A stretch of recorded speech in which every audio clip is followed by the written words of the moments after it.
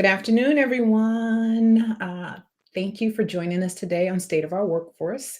Each month, we take a journey together. We will take a journey together into the heart of workforce innovation and explore how to build an equitable workforce.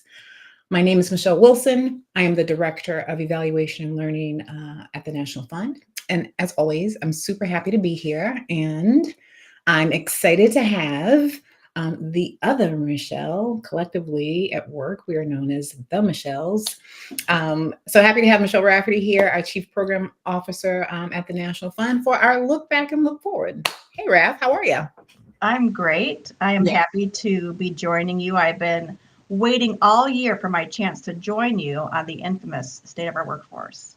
So thank you for having me. And here you All are. my internal lobbying paid off. Yes, yes. And we were supposed to have Amanda Cage here, but she's a little under the weather. Shout out to you, Amanda. So you now have the stage to yourself. How fantastic. It's a dream come true. Dream come true. Yes. Always hold on to your dreams. What can I say? Good advice. So look back. So as some people like to say, like we've been booked and busy at the National Fund in 2024, big time. So I want to start the conversation with by talking about what our intentions were when we set out in 2024. I mean, I think at the top of January of last year, whenever we were thinking about how we're going to move through 2024, joy was a top of mind for all of us. And so I think we hit the mark. What do you think? I absolutely think we've hit the mark. I really appreciate our staff and our network that we always find time to have fun with one another. I think it's really important that we do that we can be goofy at times. I mean, that's what brings me joy, and you know that, Michelle. I know. You're good at it. You're good at it. You're good at I like to crack some jokes, but it's more than that. I think about just how when we are creating different spaces to bring people together, that our team, I think, just puts a lot of effort into making sure that we have engaging, informal, fun, supportive environments. And that keeps us all going. I think it keeps people energized when you get to connect with people in that way. Mm-hmm. And Shift in Memphis. Hopefully those of you who are listening, you had a chance to join us. If not, you got to come next time, because that conference, and we put this conference on every other year, bringing together, over 400 different leaders from the workforce from across the country. Just shout out to Holly Marston on our team and Jessica Jones, together with the rest of the team, really collaborated to create a unique space. We heard that from all the conference attendees. You're bringing in music and art and real human experiences, and that's where joy comes from. Yeah. So it was so obviously a big highlight. So we're still riding that wave. We had a few big projects that wrapped up and made their debut. When we think about the big, but we had some of our human-centered design work that we did. We had the career navigation work that we did. But what stands out for you about some of these larger projects and just the contribution to the field and how we'll move the work forward? Yeah, I mean, it's so hard to talk about what stands out. And I know that a lot of people will always say, man, this was a really busy year. But this was a really busy year for us at the National Fund, and busy in a really good and productive way. And it's for what you mentioned, that there were some major projects that we kicked off, but we actually, as an organization and network, went through a strategic planning process and spent the entire year doing that. A big heavy lift, but also it being able to have those types of conversations where you take a step back and you think about the big picture, think about who you want to be in the future, what you really want to lead into. That definitely stands out. And I'm thinking about the different projects that we launched through that lens. And I think across the board, what feels really special to me about this time right now at the National Fund is that we are talking with workers and helping our network partners center worker voice and really partner with workers to co-create solutions in the way we haven't before. Yeah. So that really, that's been in the water for a while. It's been a part of the human-centered design work you mentioned. We've been doing that in workplaces for a few years now. We spent the last 2 years doing it in workforce systems. I'm a huge believer in just the power of invite people to the table to actually be part of solving the problem, and you're going to have a better outcome. Yeah. And so now we're finding ways to really incorporate that perspective and that role, having workers at the table across all of our work, whether it's designing workforce programs or looking at how we can make the childcare system more effective. And that career navigation project that you led really helped set the stage for that in terms of like us going deeper with talking to workers and understanding their perspective. Yeah, I think so. For me, what stands out about this year, in addition to what you're saying, and really again engaging voice in all of our work has been really exciting, and seeing our the collaboration and the co-creation process has had. We were just on a wrap-up call for our human-centered design work for the year, and what people were mentioning was just seeing our network partners engaging with people in their community to develop these solutions. And just when you create space for that, the magic that can happen and how people get really, really excited about that. And so we've really had an opportunity to lean into that, because we've also spent a lot of time. Part of our booked and busy is that we've been on the road, I think way more than we have typically across the board at the National Fund. So we've really been in the community in ways that allow us to engage with our national partners and their stakeholders, which has been really exciting to see as well too. So when you think of, so let's talk about where you find inspiration in our work. I mean, I know it's all over. It's in Shift, it's in career navigation and those kinds of things. But are there a couple of experiences that stand out for you that just kind of um, paints a really nice picture of how you've experienced this year? Is that a fair question? Yeah, I think so. What what really inspires me is when I see up close and in action great work that's happening that really challenges a lot of the ideas that we hold in place. I'm talking in the workforce development field and beyond. There are plenty of employers out there, especially small to mid-size, who want to create better workplaces for their employees, and because it's good for their business and it's good for the people they work with. So I was inspired. I went to a kickoff of one of our projects that's focused on workplace practice change, and hearing the employers, they're there as partners. And that's what we want at the National Fund. We want to be an organization that, with our network partners, really holds employers, brings employers to the table as partners. And seeing that and hearing about things that they have done differently to support their workforce is very inspiring to me. And then related to that, when I think about, were a few times throughout the year where we had workers at the table, and it wasn't like I've been in this field for a long time, and I think we've done a decent job of, we want to highlight successes, and we should celebrate when people are able to accomplish finishing a training program and getting a job. That's different though than having workers at the table and having a say in what is different. So those opportunities, whether it was at Shift, at the career navigation panel, where we had workers come on stage and talk about what they wanted to see change and their perspective and their wisdom, that to me is very inspiring. Just seeing opportunities where we have truly engaged people in a different way, and we're knocking down these ideas that we sometimes tell ourselves that keep us from making progress, is that, oh, that's not going to change, we can't do that. It can. That keeps me going. Absolutely. Yeah. I mean, I don't want to be super Pollyannish. Like, I mean, we had a great year, and obviously we're doing a look back. But what do you think? What do we? I don't want to talk about like necessarily struggles, but what are we still working on? Like, where do we need to move? Where do we see our opportunities?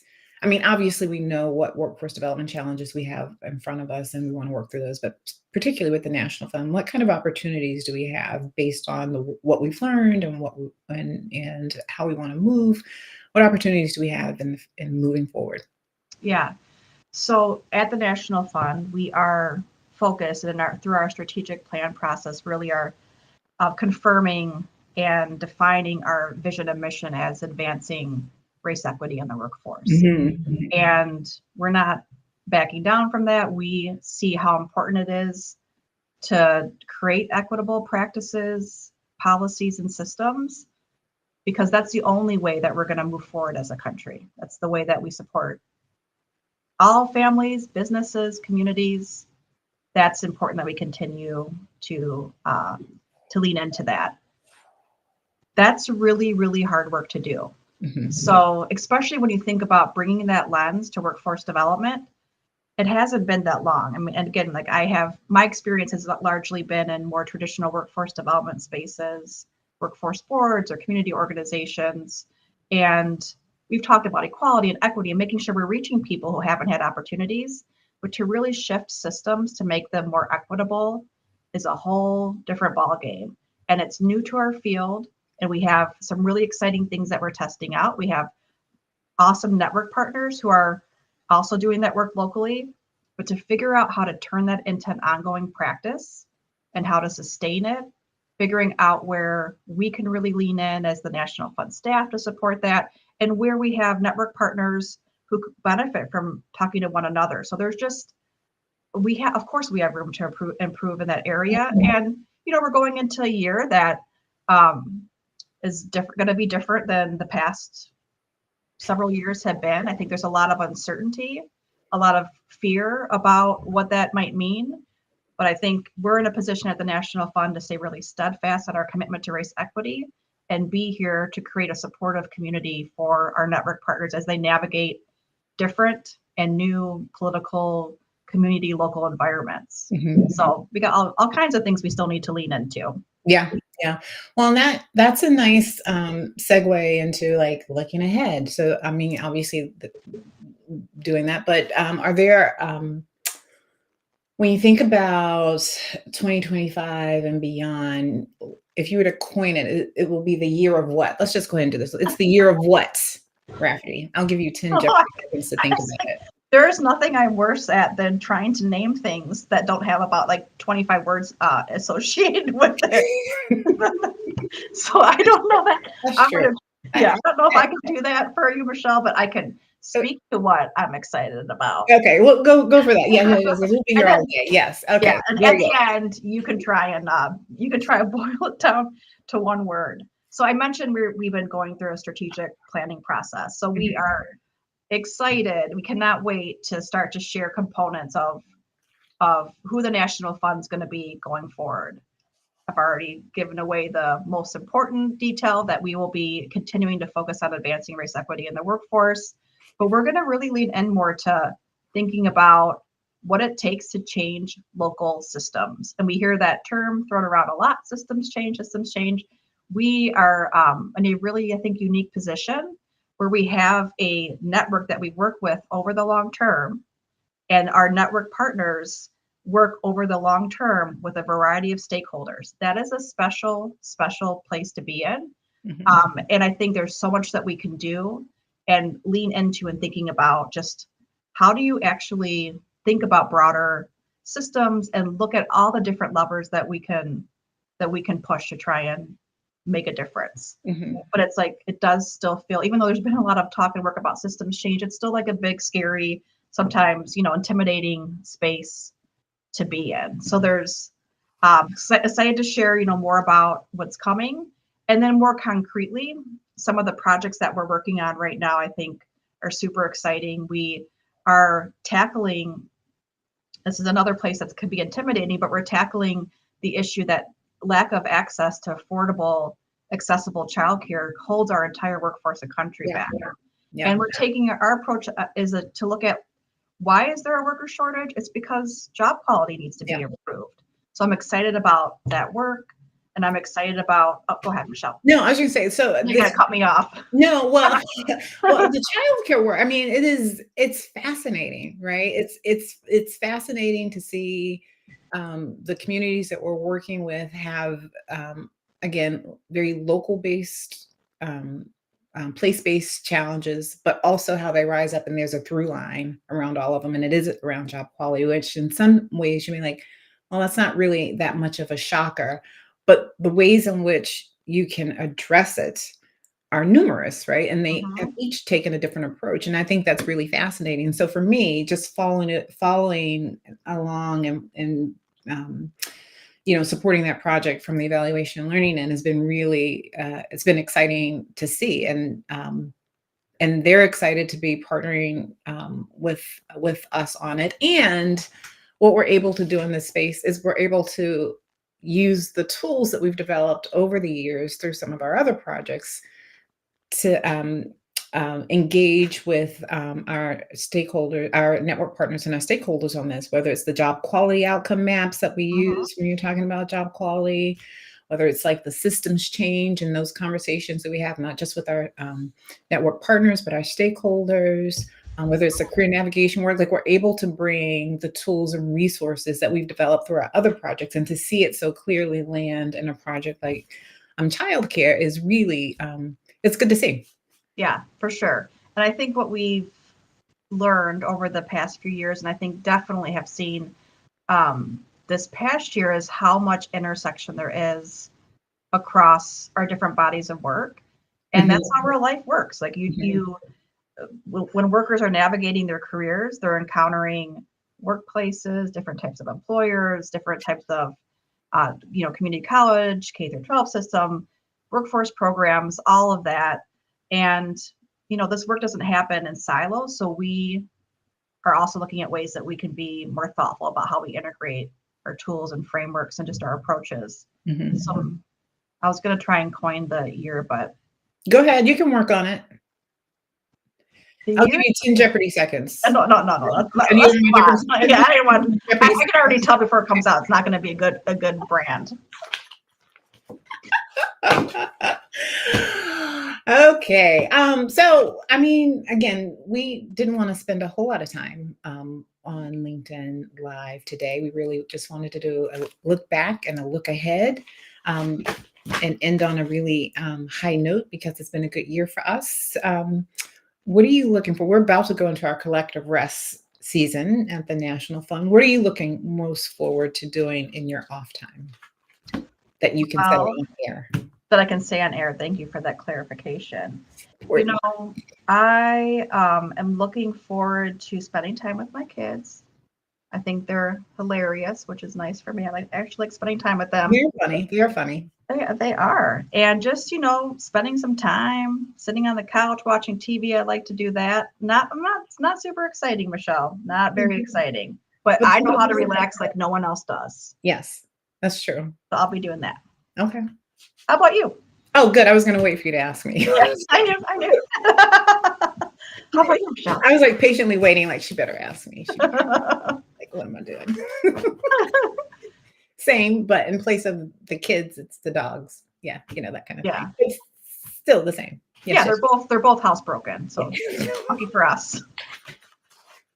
See, joy. This is yes. We should stop here because it doesn't get much better Yeah, after or this. better, depending on your Well, depends perspective. on who's listening or who's Right. watching and who's amused or not amused. Yeah. Most of the National Fund people are not amused by the machine. We have a whole wider audience now. Let's go. So I mean, okay, so we're about to wrap up, but I want to just talk a little bit about state of the workforce. I mean, you have been at the National Fund how long? 3 3 years. years. 3 years. Yeah. Woohoo. Yep. And the state of our workforce, as Josh, our producer, likes to say. I have to do my. Yes. That's for you. Mhm. Joshi, our producer, talks about the evolution of state of the workforce. I mean, it started off talking about um, the jobs report, and then it kind of morphed into a couple of things as the world morphed, and then we started state of the workforce, where we spend time on LinkedIn Live and also make it available on podcasts. We are now shifting again. Shift seems to be a theme of what we do here at the Mhm. National Fund. And so the podcast, what we're doing here will go straight to podcasts, which gives one of the things that we heard a lot from folks whenever we interview folks and we have these conversations like, oh, these conversations are great, but they're so short. We really need more time to dig in. And so we hear that. And so we're going to create that space by doing a podcast where we can spend a little more time and engage more deeply around some workforce development issues. But this space will remain. And then we'll use that as an opportunity to highlight our network and what's happening with our network partners.